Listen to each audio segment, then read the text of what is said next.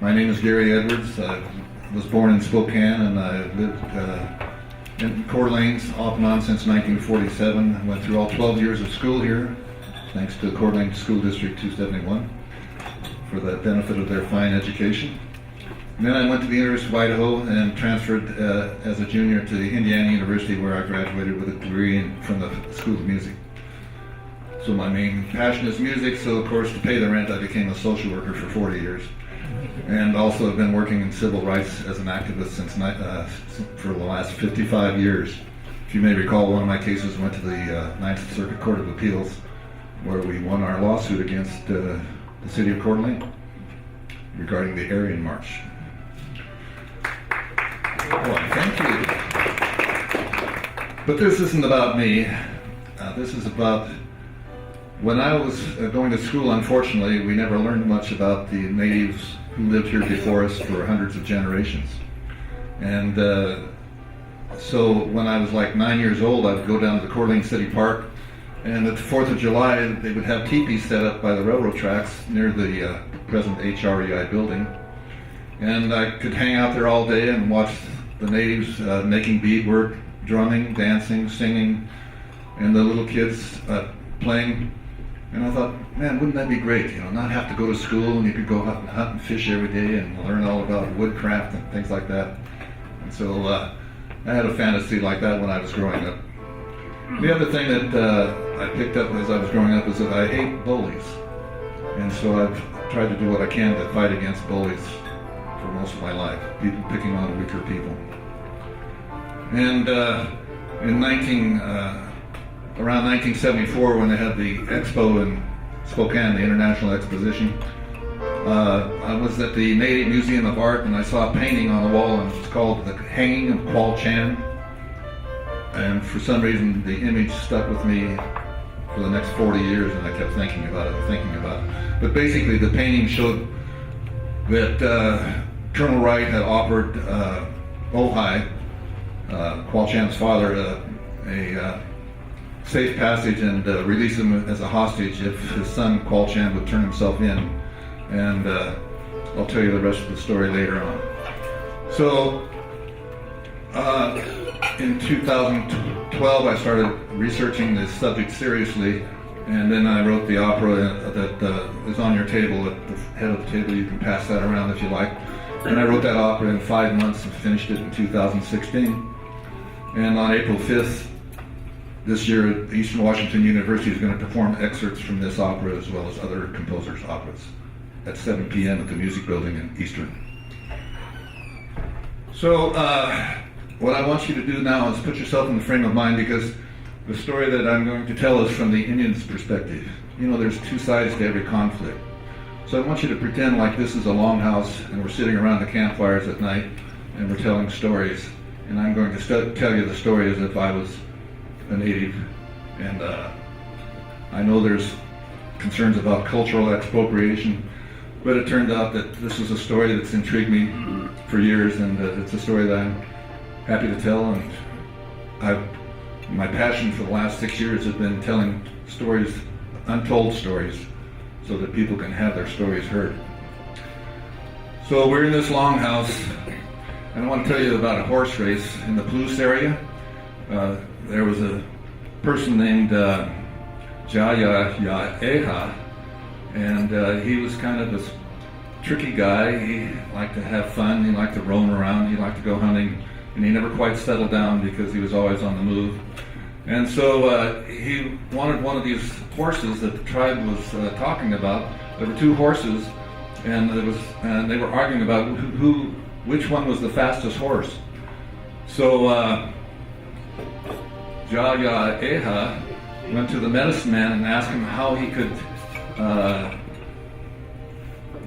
possibly gain this horse. So the medicine man gave him a powder and told him to sprinkle it on the nose of the horse the morning of the race, and the horse would not let anybody else ride it except him. So the morning of the race, sure enough, he got up early in the morning and he poured this powder on the horse's nose, and the horse looked at him in the eye. Then when the regular jockey came along and tried to ride him, the horse bucked him and balked and snorted and pounded his hooves. nobody else was able to ride this horse. So Jayayeha said, okay, I'll try. And sure enough, the horse led him on his back. So the way the race worked was that they were to run about a mile down this course and at this rock, turn around and come back to the starting point, and whichever horse got there first was the winner. So Jayayeha got on the horse, and the race was going on, and the crowd was excited. The people were yelling and cheering on their favorite horse, and Jayayeha got to the end of the course where the rock was, and instead of turning around, guess what? He kept on going straight the heck out of the country. And by the time the Indians recovered from their shock, I'm going to be politically incorrect today because I just can't help it. I have to use the languages I grew up with, so I hope I don't offend anybody. But the natives were in shock, and by the time they recovered, it was too late. He was long gone, and they gave up the pursuit. So Jayayeha was riding through like the wind through the night on this fast horse, and he could hear the wind howling and rushing, and he could hear the wolves howling. And he said, that's it, I'm going to change my name, because that was a common practice. So he changed his name to Kayaya, which means running wolf. So running wolf came to a new land.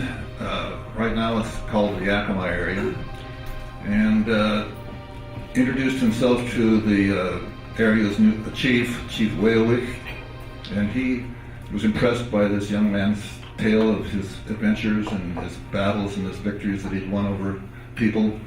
And so he invited him into his teepee and treated him like a son. And Kayaya lived there for a long time in the chief's teepee. Well, one day Kayaya was out hunting, and he saw this herd of deer, and he saw this huge buck. And so he says, well, that's a lot of meat there. That could feed the whole tribe. And he took an arrow and his bow, and he shot the deer. And the deer took off running. So Kayaya pursued the deer down the trail, and he followed his trail for a while. And he saw the chief's daughter, who was gathering berries from the bushes next to the trail, and her name was Yakama Nation, which means spotted fawn. And I mean, she was like a spotted fawn. She was charming and beautiful, and he was pretty much smitten with her. So he started flirting with her, and he asked her if she'd seen this big buck going by, and she said, yeah, she saw him running down the trail that way, and he had an arrow stuck in him, and he was, moving. So she said, that deer from your description sounds like Meowa, which is almost like a mythical creature here in this area. Meowa had the reputation of nobody could kill it, nobody could catch it. It was too smart, too fast, and it was just a huge buck. So she says, if you shot that deer, you're something special. So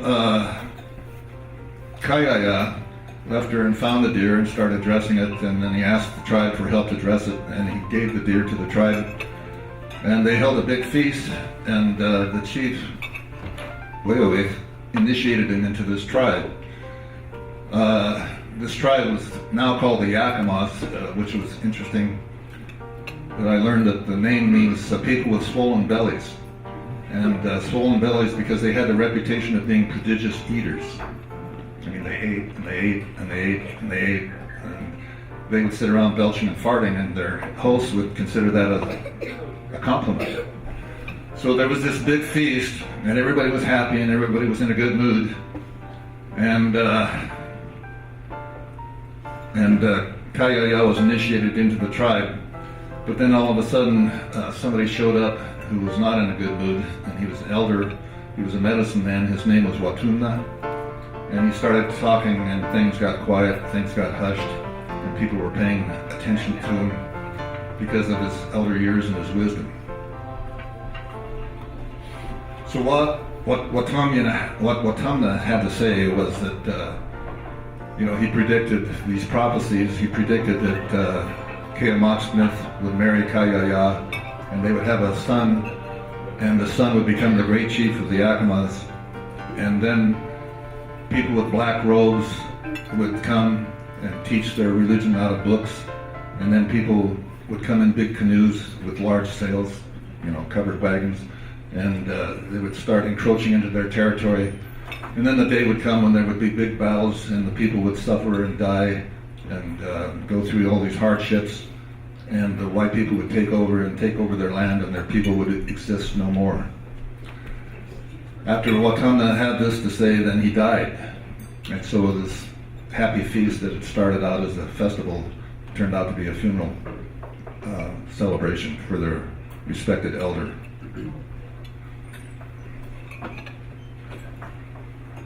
So Kayaya continued to flirt with Kamiakin, and she responded, and she thought he was pretty cool and liked him, but their father, Weowik, had other suitors in mind and for his daughter, and he wouldn't let Kayaya marry his daughter because she wasn't of royal lineage, or he wasn't of royal lineage. So he said no wedding. So Kayaya, being a shrewd and sharp person, convinced and manipulated Weowik to run away with him. This was, after he'd lived there a couple of years. And so one night they took the horses and they stole out of camp, and he returned back to the land of where he was from, which I think would be the Nez Perce area. Anyway, somewhere on the Palouse. Could have been the Coeur d'Alenes or the Nez Perce. It's not specific. So they ended up, and so the person that had owned the horse that he stole had died, and the other people in the tribe this was just like a folk tale that they had been laughing about for a long time, and how he was so tricky that he'd stolen this horse and gotten away with it, but he was accepted back into his original tribe. And he and Kayaya and Weowik were married. And then one problem came up was that his former girlfriend started expressing that she still had feelings for him. Well, some of the tribes practiced polygamy at that time, and some of the chiefs and some of the people with, influence married more than once, and it was one way of cementing relationships between different groups and different clans, and so there was, it was legal to have more than one wife at the time. So Kayaya told Kamiakin that he wanted to take for a second wife this Wanini, and she thought about it for a while, and she said, no, that's not acceptable. She wanted to be the one and only girl in his life, and she'd had 2 babies by then. One was named Kamiakin, the other one was called Ohai, and I don't know if I'm pronouncing these names correctly or not, so forgive me, anybody who knows better, but that's the best I can do at this point. So they had these 2 babies, Kamiakin and Ohai. Kamiakin was the oldest. And so one night, Kamiakin stole a horse and took her 2 babies with her and returned back to the land where she had come from, the Yakama Nation. And the kids grew up and became good hunters, good fishers, played with their friends, lived normal lives. When Ohai was about 5 years old, the strange people moved into the area, and they called themselves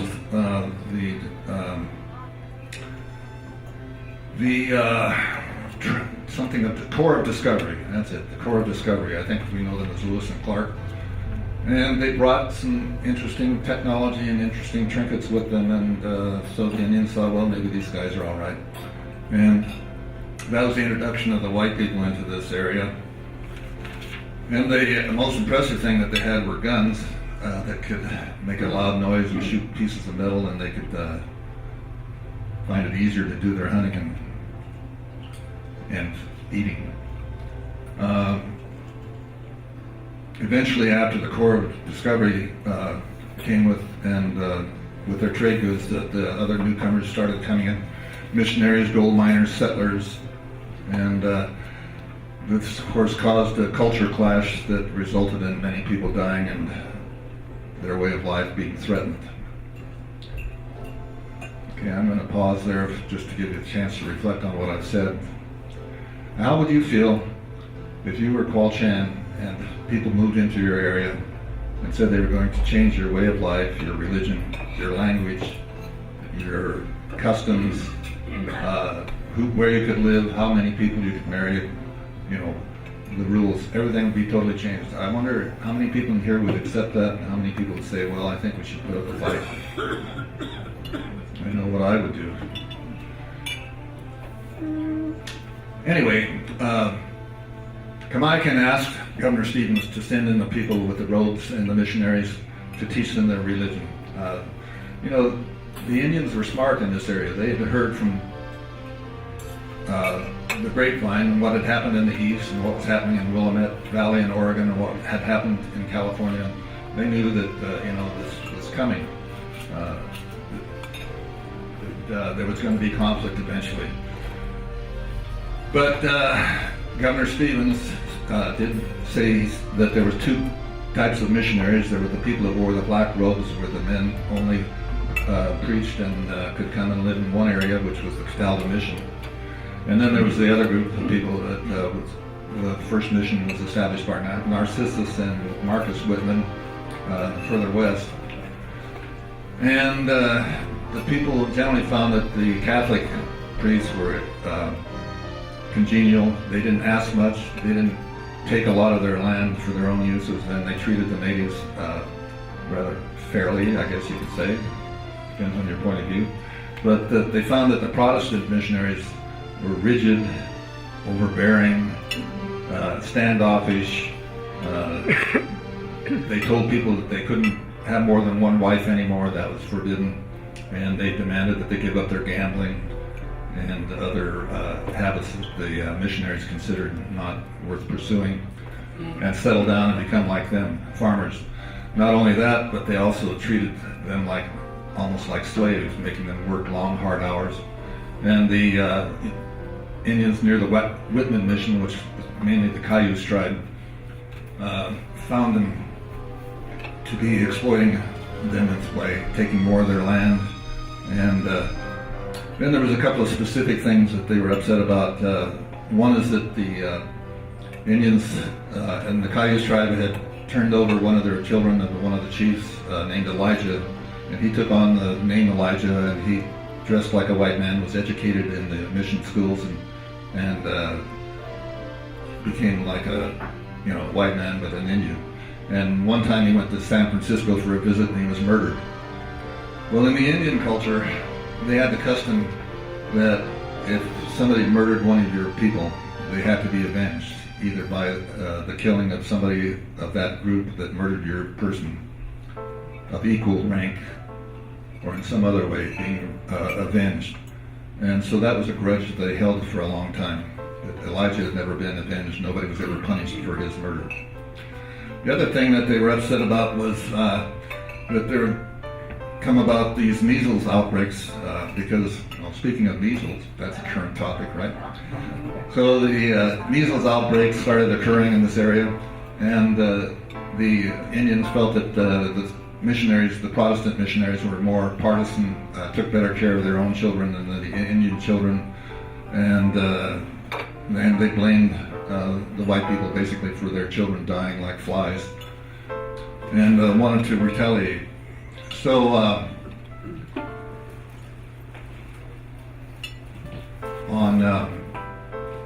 let's see, I'm looking for a date here.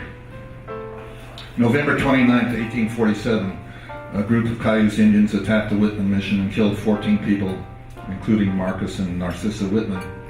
You know, it's interesting that every time the Indians killed some white people, they called it a massacre, but every time the white people killed some Indians, they called it a battle. Is there a little bias there, you think? So, this time, Governor Stevens and his allies were going to retaliate for these killings. And there was two factions in the group of white people. There was the militia, which was citizen volunteers who fought when necessary and came together. And then there was the United States Army, which had a more even-handed approach, believe it or not, towards the natives, even than the militia.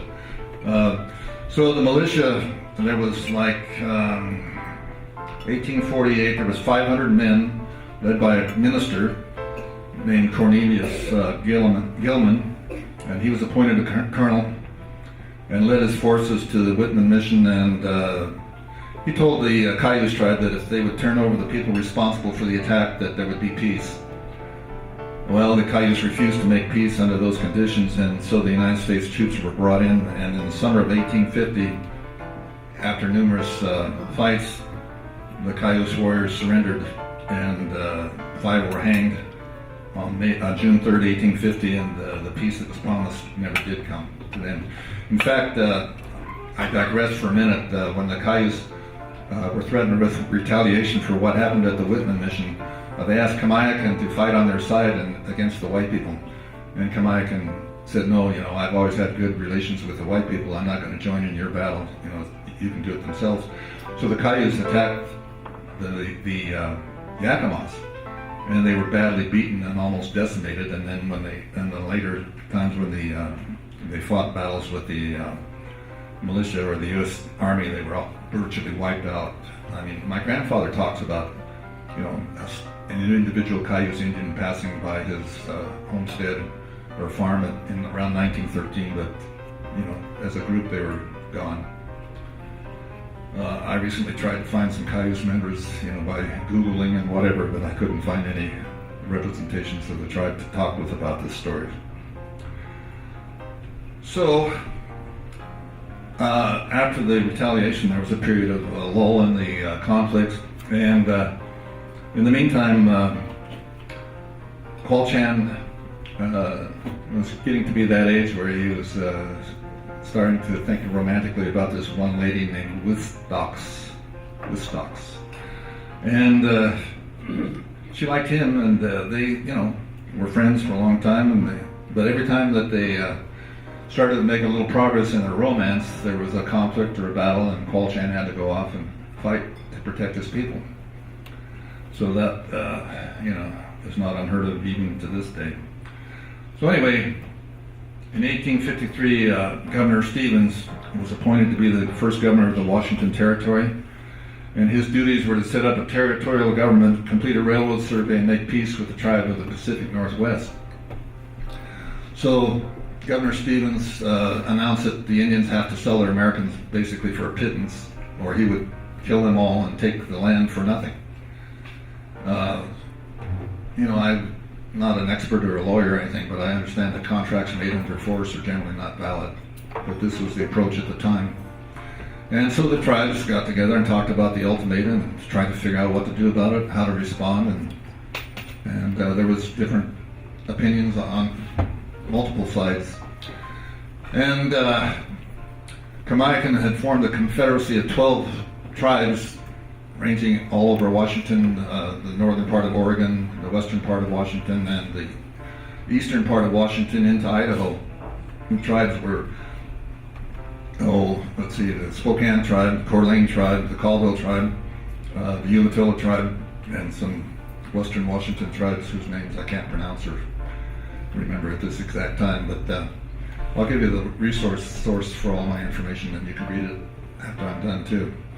So anyway, there was this confederacy, and Kamiakin was a great orator. He had a way with words and a way to convince people of things. So at one of his councils with his confederated tribes, he made a speech.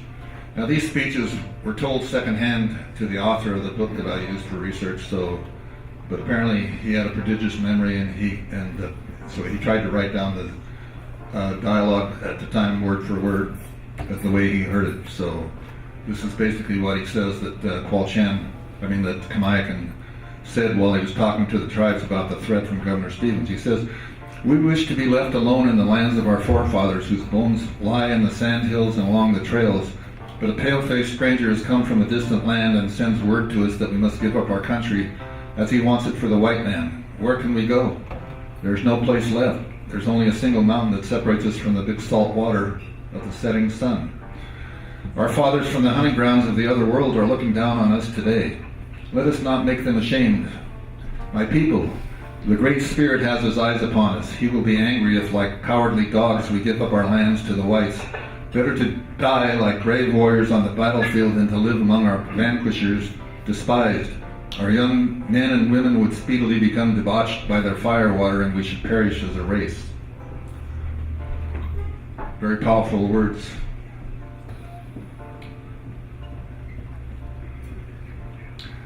there was one tactic that the European Anglo people used, and that was to divide the tribes. And so they would, by ally with certain groups that were sympathetic to the white people. And there was a Nez Perce chief named Chief Lawyer who led a faction of the tribe that was in favor of peace with the white people. They were hoping to gain more favorable peace terms and bigger reservation and other monetary and other benefits. So Chief Lawyer, according to my resources, said that told Governor Stevens that there were plots against him from the other Indians, just to ingratiate himself with them, and basically told lies. So there was some manipulation going on both sides. Father Pandosi told Governor Stevens that there was going to be an imminent Indian uprising pretty soon. So on May 29th, 1855, Governor Stevens called a Walla Walla Council. A council with over 2,000 Indians attended from the Cayuse, Yakama, Palouse, Walla Walla, and Nez Perce tribes. And they met near Fort Walla Walla. What do you guys think so far? Is this interesting? Okay, I'll keep going. In essence, Stevens said you have to live on a certain reservation even if your neighbors are traditional enemies. You would have to open your traditional lands to settlement by your European Anglos. And Chief Lawyer argued in favor of the peace treaty, and the tribes argued amongst themselves in the evening and in their separate councils. And Chief Lawyer again told Governor Stevens that there was a plot against him and they were going to assassinate him, and so he made arrangements so that his tribe could live in the camp of the Governor Stevens, and that gave them more prestige and more power, and it also gave them helped gain the friendship of Governor Stevens.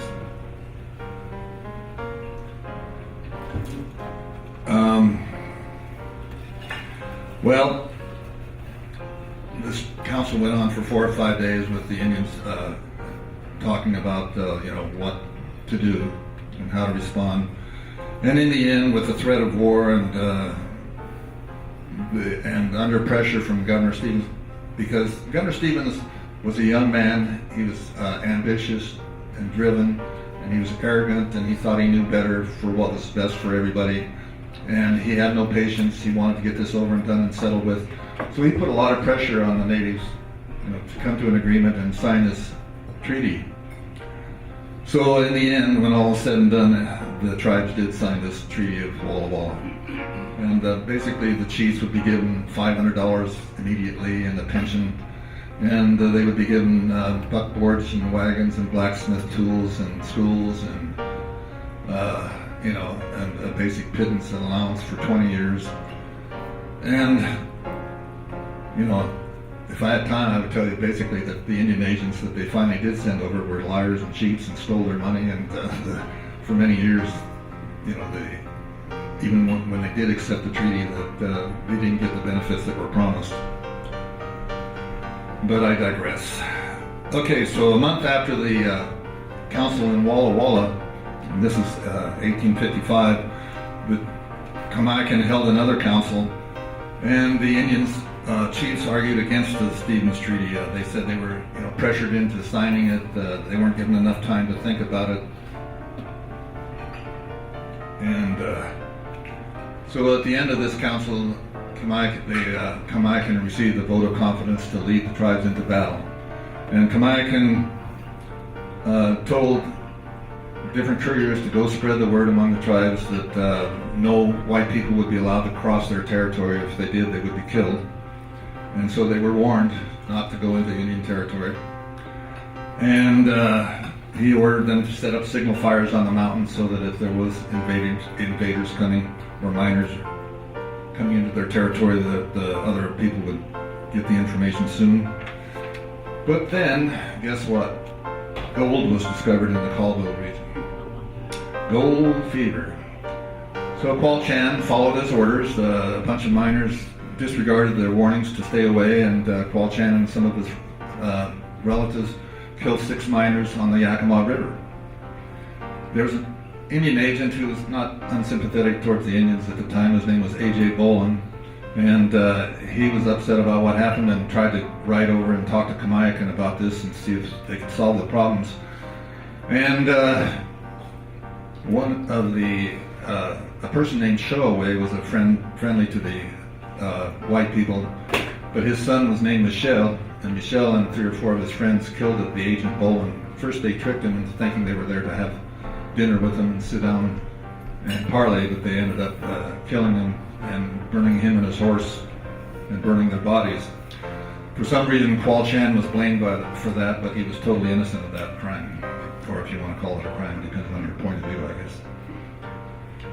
So anyway, so we're heading into war, and Chief Lookingglass, who was the chief of the faction of Nez Perce that were against the treaty and against Chief Lawyer's faction, put together a battle horse, his best war horse, and gave it all the accoutrements, all the beadwork, all the blanket and the head covering, the headdress, and this fine war horse. And then he gave all the accoutrements of battle, the loincloth, the weapons, and the great beadwork and so on. And he told Kamiakin to give this war horse to whoever he thought was the bravest warrior in the Yakama Nation. So Kamiakin, about a month later, gave this horse to Qualchan and said, "You're the bravest warrior in the Yakama Nation." And Qualchan swore to be worthy of this gift of the horse and the accoutrements.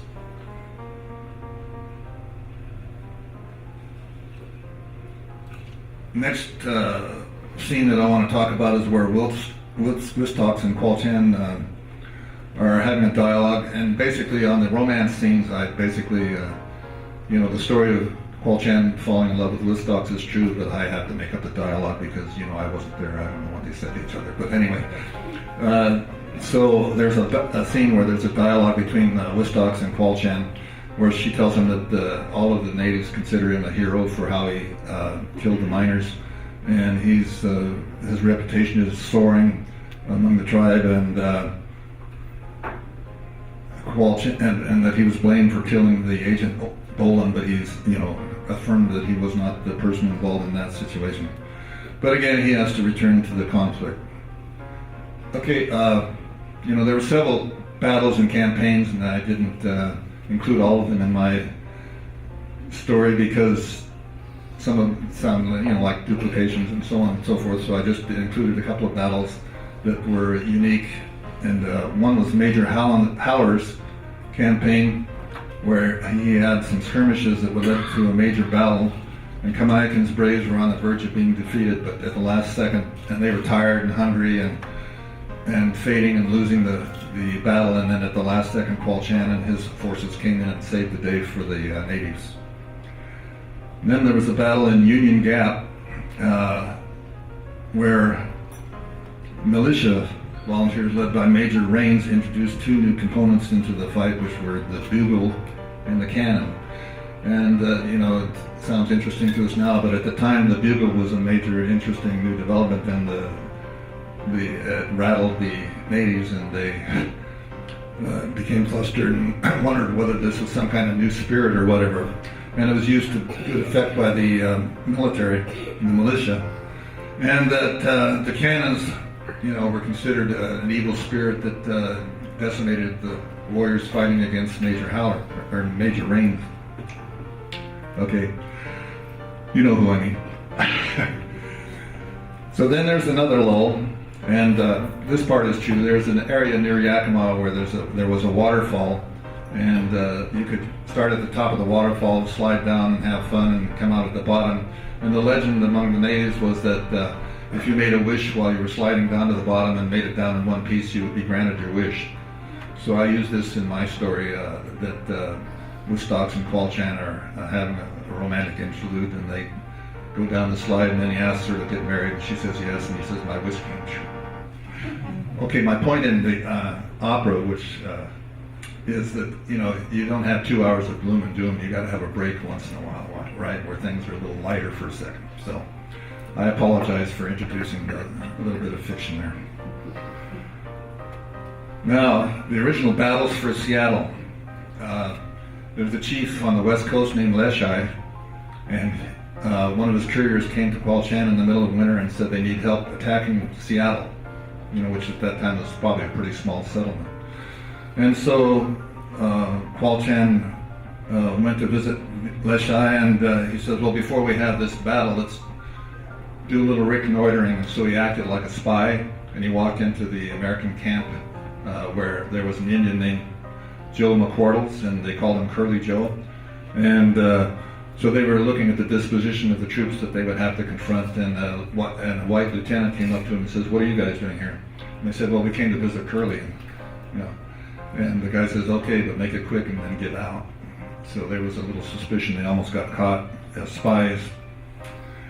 So he went back and told Chief Leshai that his battle plan was not very good and that they probably wouldn't win, and convinced him to cancel the attack. And so the second attempt, a little later, was in the middle of the winter, and Leshai again asked Qualchan to come and help with his forces. So the snow was so deep that the horses couldn't make any progress, so they abandoned the horses, told the couriers to take the horses back to their main camp, and continued on to Seattle wearing snowshoes. And again, when he got there, they named him as commander-in-chief of their forces, and Qualchan decided discretion was a better part of valor and started retreating. So they quit fighting, and while they were retreating, Qualchan was confronted with the wailings of the old men and the women in the tribe, and they were dying right and left because of the winter and the snow and starvation and all that. And he vowed that he would never surrender or quit fighting the Americans while he was alive. And as you're going to learn, he kept his oath. Okay, there's a period of transitions, there's several battles and conflicts. Governor Stevens tries offering rewards to capture the hostile Indians, and he's turned down. People say, I'm not going to take $400 for blood money to give up my people to you. And so then he decides to take a second tack and set up a second council in Walla Walla. And so Governor Stevens leads a group of militias to the area and tries to convene another council. And Colonel Steptoe from the U.S. Army is standing by, but separately from the Stevens camp. And so while Kamiakin and his lieutenants are looking on, they think that Steptoe is going to stay out of the fight if they attack Governor Stevens, and they plan to attack him that night. And when they get back to the camp, they see that Governor Stevens, that Colonel Steptoe has united forces and is in the same camp with Governor Stevens, and they say he spoke with forked tongue, we're never going to trust Steptoe again. Which leads us to the next point. I hope you're taking notes because we're going to have a test. No, I'm just kidding. I should stay serious. It's hard for me to keep a serious talk because I usually write comedies, but today is a more serious discussion. So forgive me for my lapses. All right. So Colonel Wright offers peace. What happened was an Indian scout who's on the side of the American Army steals a bunch of the natives' horses, and they're very humiliated, and they go to the army and beg that their horses be returned. And so the army did return the horses forthwith, but it was a humiliating experience. Colonel Wright offered peace, and so there was an unofficial truce that lasted through 1857. Okay, now we're up to 1857. Well, then David, this Indian scout, stole more of Qualchan's horses again while they were out on a scouting trip, and so they had to walk back to their camp on foot, and this was totally humiliating to this proud people. And but during this lull, Qualchan and Wistox got married, in my version. And so I did talk quite a bit about the customs and how the marriage system worked. Do you want to hear about it? Okay, well, when you liked a woman, you laid a deer at their doorstep, and if they wanted you for a husband, they would accept the deer, and then your relatives would talk to the bride's relatives about the price that they had to pay for the bride, because they felt like if you didn't pay for your bride, you didn't consider that she was worth anything. And if they, then when they came to an agreement on the price, which basically amounted to, if you were the potential groom, you had to almost give up everything you owned to marry this woman. So Qualchan kept his war horses, but his regular horses, for daily use, he gave up almost everything he owned, basically impoverished himself.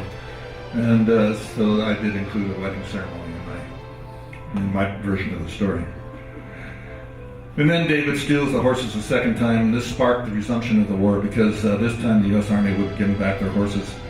And so Qualchan's friend Qualchan said he's had enough of this peace, and you can't trust the white people, and they don't keep their word. So he attacked a party of miners single-handedly, basically committed suicide because he said, "I'd rather be dead than live like a coward." And Qualchan was his great friend, and again he vows that when the time comes that my race is conquered, our country no longer ours, when the hated white men shall plow up and desecrate the graves of our ancestors, I will not be here to see it. I prefer death. So these are words attributed to Qualchan. I wonder how many of us would respond like that. Well, Woodstock's father was named So Happy. In fact, when I was talking to the Yakama Nation in May of 2017, there were some relatives still alive named So Happy. So that was quite impressive to me. But anyway, So Happy was a friend of the white people, and Qualchan asked him to come to battle with him. Excuse me.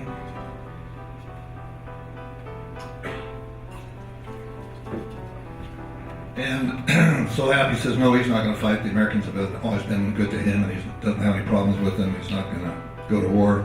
So Qualchan says, well, since you won't fight for your people and you won't fight for yourself, you don't need your horses. And he and his party started to take the horses away from So Happy. And things got heated, and one of Qualchan's warriors eventually fired a rifle and killed So Happy. So basically, Qualchan was responsible for his father-in-law dying, which, as you can imagine, put Woodstock in kind of a quandary. She loves her husband, but what is she going to do without her father? And she gets upset. Apparently they stayed together.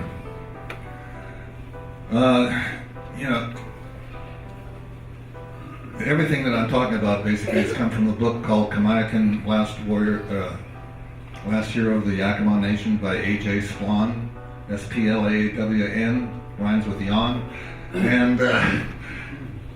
And so this book is available through the Google scanning program, and you can download it. It's like 600 pages long. And when I was writing the story about Qualchan, I basically condensed it down to 50 pages of lyrics. So there's a lot more to the story than what I'm saying here today. But in any event, then the next event that occurs is the Battle of Steptoe Butte. And basically, Colonel Steptoe thought things were going okay. He had heard that a couple of miners got killed, but he took 158 troops and went for a Sunday walk through or a Sunday horse ride with his troops through toward the confederated tribes. And when he got there, he found out that the Indians were upset about everything that I'd been talking about. So, the thing that concerned them was that the white troops were headed right towards the Indian camp, which was considered a hostile act because their women and children and old men were at risk of attack. So it seemed to them that Colonel Steptoe was on the warpath. And after 5 or 6 conferences, Steptoe turned around and started to go back. And in the meantime, the conflict escalated, and he was fired upon, and he retreated to Steptoe Butte.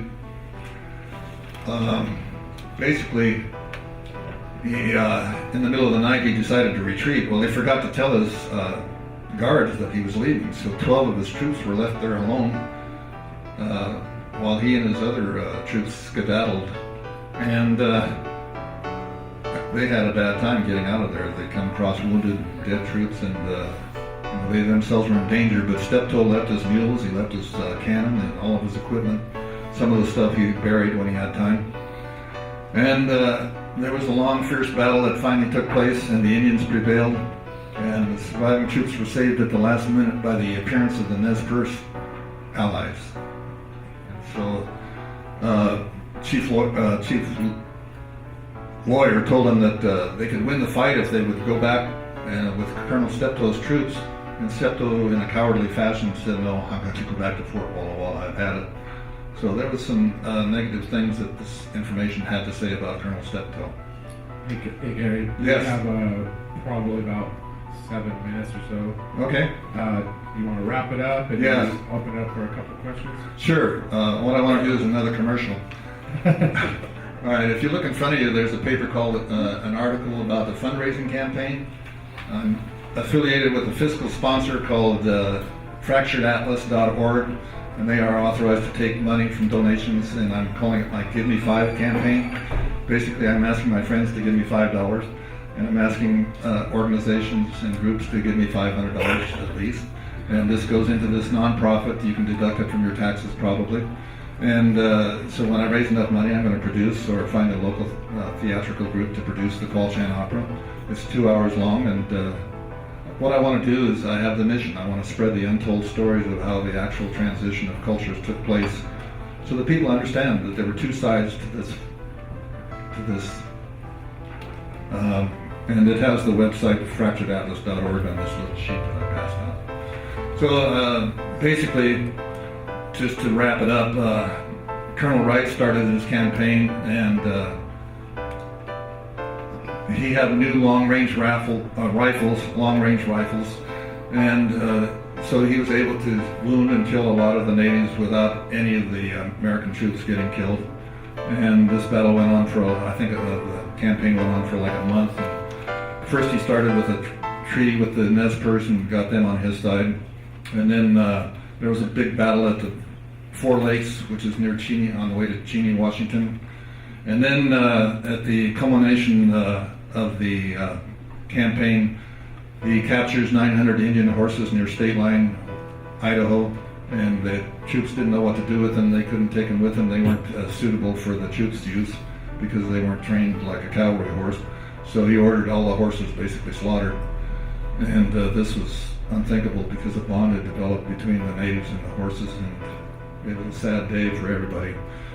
And then 100 chiefs eventually started to surrender one at a time. Some of them were lesser chiefs that weren't even not necessarily qualified to speak for the rest of their people, but he, through this 30-day campaign, he was able to get to survive. And then the last thing that happened was this painting talked about Qualchan riding into Colonel Wright's campaign with a horse, this horse that I was telling you about with the accoutrements, under a white flag to rescue his father. And he turned himself into Colonel Wright, and within 15 minutes they hung him. Well, the gory details of the way they hung him was that there weren't any tall trees in the area where they were camped, where the army was camped.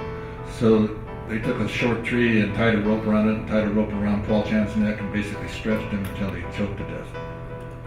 And there was no trial. Well, this happened near Hangman Creek, and that's how the creek got its name. I don't know if that's how the Qualchan Golf Course got its name, but it's kind of ironic. And the same day, I think 23 other people were killed. And Qualchan was killed basically because they blamed him for the agent Boland's death, and he was even innocent of that charge. And after he died, Wistox, who was with him, grabbed a sword from an army soldier and cut her way out and grabbed a horse and jumped on it and escaped. And Qualchan's brother Lokout, a friendly Indian, Spokane Indian that was working for the army, cut him loose, and he was able to jump on a horse and escape. And the epilogue to this story is that Lokout, Qualchan's brother, united with Wistox, his widow, and they lived together into their 80s. And Kamiakin escaped to Canada and then returned to the Palouse area and lived anonymously until he was an old man and lived in poverty.